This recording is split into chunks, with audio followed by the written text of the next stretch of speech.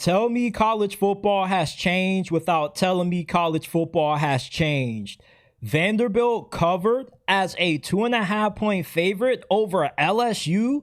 Oh, and dominated them throughout the entirety of the game?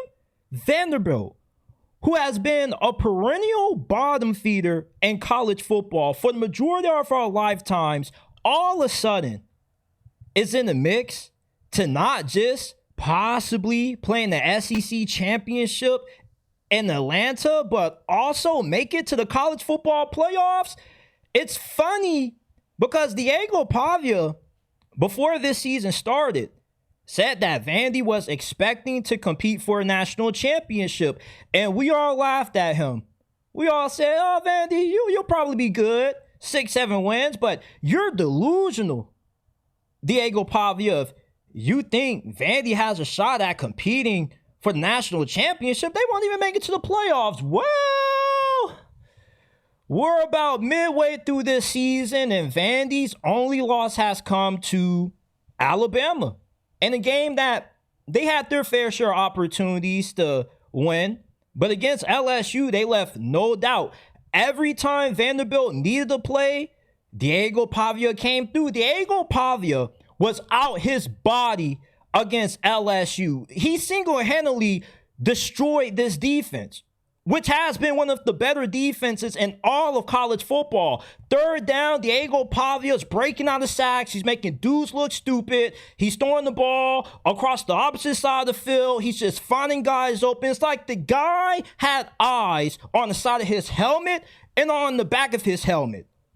There was no answer that LSU had for Diego Pavia. This is one of the greatest underdog stories in the history of college football, and it's not receiving enough attention. Diego Pavia was under-recruited coming out of high school, had to go to a JUCO. He started his collegiate career playing at New Mexico State, running the option offense, and all of a sudden, he comes to Vandy, and he resurrects this program.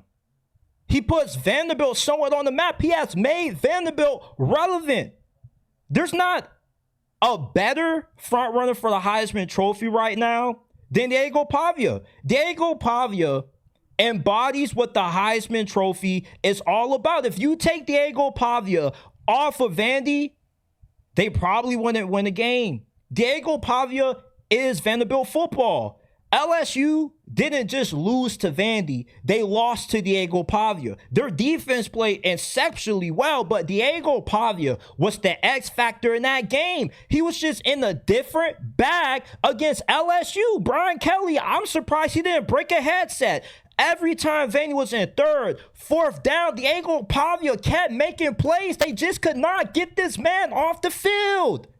It's like going up against Lamar Jackson and Madden. Every time you think you're about to get him off the field, he just runs around and makes a play. That's what Diego Pavia was out there doing. Rather, if he was doing it with his legs, doing it with his arm, he was crushing LSU.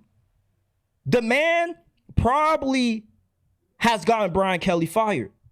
Think about it. Brian Kelly could possibly lose his job because his defense couldn't stop a sub-6-foot quarterback. I was thinking that I was looking at the Messiah on the football field. I mean, like, if that was the football version of God, hey, you could have fooled me. Because Diego Pavia was out there playing like he was walking on water against LSU. And next up, Vandy has to play Missouri, which I'm going to take Vanderbilt to win that game.